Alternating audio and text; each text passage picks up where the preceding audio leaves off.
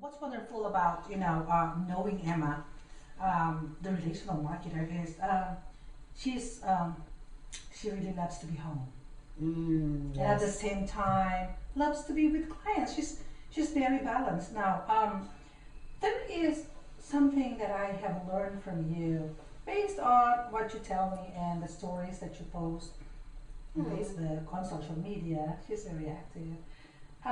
You are a homeschool mom. So, how long have you been in this setup with Garrett? He has a 9-year-old son, very lovable, very loving.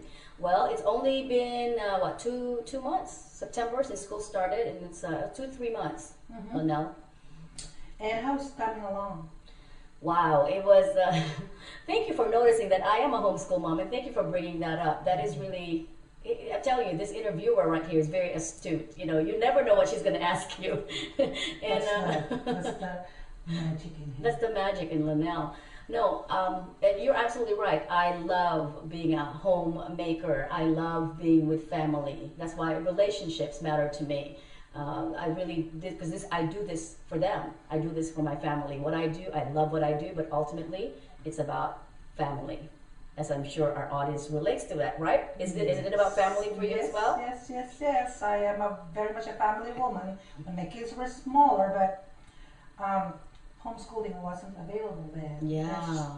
It's new, right? Right. Well, it's been around for a while, but my decision only came during the summer.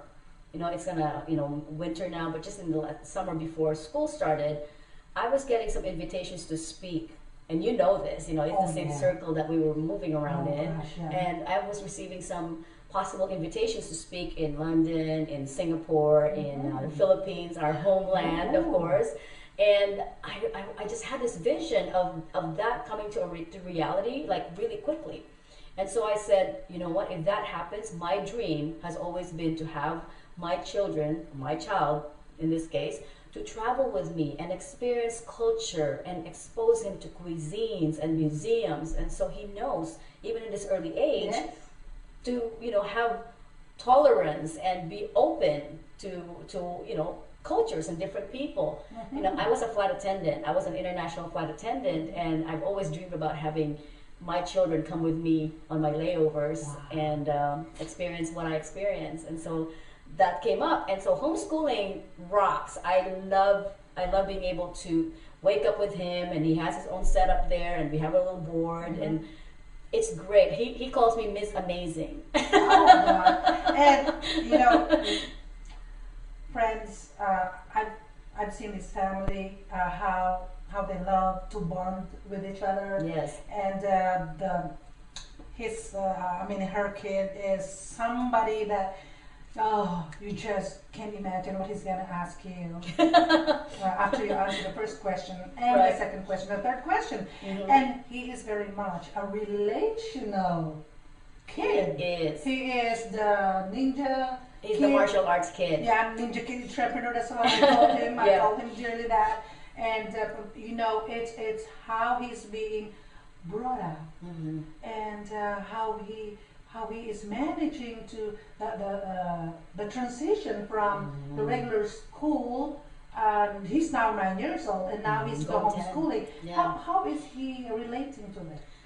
It wasn't that simple. Now, in the beginning, well, see, this is the thing. He knows that the purpose why we're doing it is twofold, maybe threefold. One is that the opportunity for him to travel with me, and the second one is that he's able to spend more time with me and be taught by me.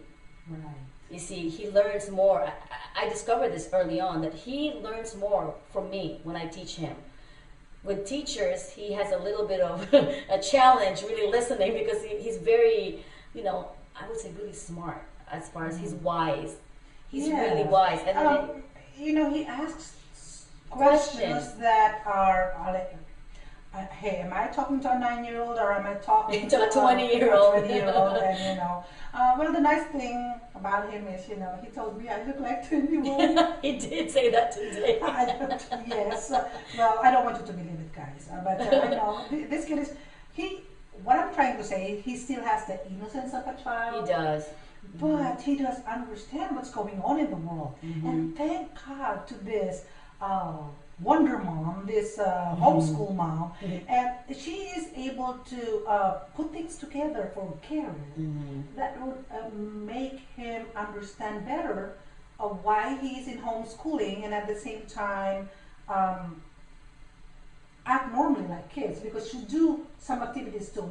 At the end of the day, or before the end of the day, what does he normally do to become like a normal kid? Well, we make sure that he has friends, and he does have friends in the neighborhood. You know, they just come here. Can Garrett play? So after they finish with their normal school, you know, then Garrett's finished with his school, then they play. And when their friends are not around, then who gets the playmate? Me. Mom plays with mom. I take him to the park. We go on a picnic, and he's now he's so much into martial arts. So we do taekwondo. I take him to taekwondo lessons. He has friends there too, and then we do archery now too. So now I take him to the archery range. So it's a wide range of activities that he's exposed to. And LaNelle, you know this, he comes to events with me. Yes. He comes to live events to be trained. And I tell you, he's my cheerleader. You know, yes. We all go through these low moments, and sometimes I would have a low moment, and he'll go, Mom, come on, and he'll bring up stuff that he heard from a live event that a mentor was telling us. And he'll just take it from there, and I'll just laugh, and you know, I'll snap out from my gloomy day. And we were at the park today, with him, because it's his time to play. Right. After his mom gave him lots of assignments today. Yes, he did. And so now we had to go to the park. So I went out with them for a little bit, and before we know it, he was talking to me about energy. And I said, "Oh my gosh, okay," and I'm listening, because you see, with kids, you also have to show them that you want to connect to them. Yes. They have the same needs as adults. They don't want to be treated like people that don't know anything. Right. They want to be treated equal, just like anybody else. And so that now there comes, because you see, this kid has a blog site. And what's the name of the blog site? TheMartialArtsKid.com. Look, and so that's the son of a relational marketer. So, and how does this homeschooling serve the purpose of you being the relational marketer with your clients on a day-to-day basis? Well, see, the martial arts kid was born out of Garrett's his passion. See, since he was, I believe, 7 or so, I've always talked about passion, and that you pursue your passion. And that's the same thing I encourage my clients to really dig deeper into their passion and monetize that passion, because it is there for a reason. You were given that gift because you're about to use that gift for the advancement of other people. So Garrett, at 7, knew about this, and of course, being mentored by Joe Bauer, he too is mentored by Joe Bauer. He's so lucky, he's got some of the mentors I never had connected before, and this kid knows a lot more than me, perhaps. But so it was born out of that, and then also to show my prospective clients who are kind of watching out there of what anyone can do with the right guidance. Well, hello, a blog by a 9-year-old, and monetizing that with an Amazon store on the blog is to show the people that it can be done. And that's what I teach Garrett, is that it can be done. There's no. And there was a time he was doing some kind of a yard sale, because he wanna trade it in for something that she teaches. She and Gary teach him the value of money and entrepreneurship. So how does that come along with him? Like when he was doing the yard sale, what was he up to then? That was very interesting, because see, LaNelle, I believe in not raising our children with entitlement, and I see that a lot. Especially we have some wealthy family friends, and the kids just get what they want all the time. And you and I know that we weren't raised that way. No, but we have to earn it. And we have to earn it, and then we tend to want to just give everything to our children because we weren't raised that way. But so I have to pull back and look at how can I teach Garrett that yes, there is abundance. Yes, that God has created us for abundance, right? But we also have to practice the virtue of patience, at the same time believing that what we want is already here and that we can get it. And so when the community had a garage sale, it was his idea. He wanted the last samurai sword so badly. Okay. So he says, Mom, how about if I sell this, whatever, old clothes, old shoes. So he took the responsibility, went out there. He was out there. I did not help him price anything. Okay. He made $100. And how, he was so happy. Oh my God! And how was he as a relational marketer during that yard sale? What did he say to his clients? Oh well, he says he would really look at the benefits of the whatever he was selling, instead of saying, well, this has a fast or this PlayStation will make you do this.